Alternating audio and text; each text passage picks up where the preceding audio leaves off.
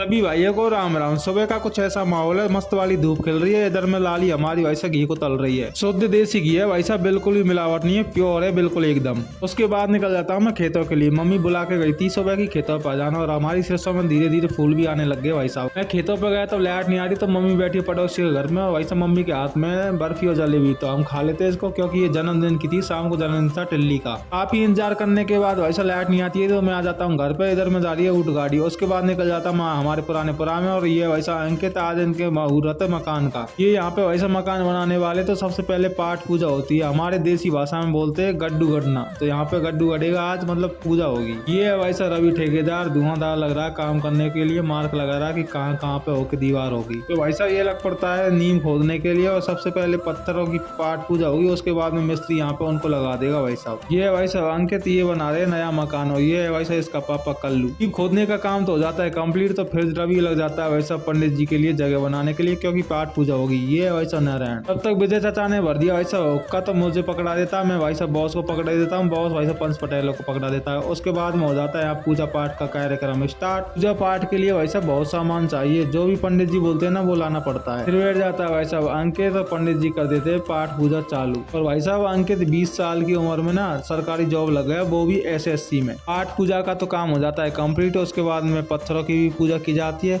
उसके बाद में पटेलों के तिलक लगाए जाते हैं और कलाई भी बांधा जाता है वैसा। उसके बाद में रवि ठेकेदार लग जाता है वैसा पत्थरों को लगाने के लिए। मुहूर्त वाले पत्थर है सभी के सभी। ऐसा कोई काम होता है ना, तब बहन बेटियों के लिए कपड़े भी लाते हैं, तो उनको वैसा उड़ा देते हैं। पूजा हो जाने के बाद में वैसा पंडित जी ले जाते हैं सारे सामान को। इधर में कन्या को दे देते हैं सबसे पहले गुड़, और फिर हो जाता है वैसा चालू वितरण गुड़ का। उसके साथ में वैसा भीगे हुए चने भी मिलते हैं। फिर मैं पहुंच जाता हूँ गुड़ लेने के लिए। 2 बेली मिली वैसा गुड़ की, तो बाजरे की रोटी के साथ मजा आ जाएगा खाने में।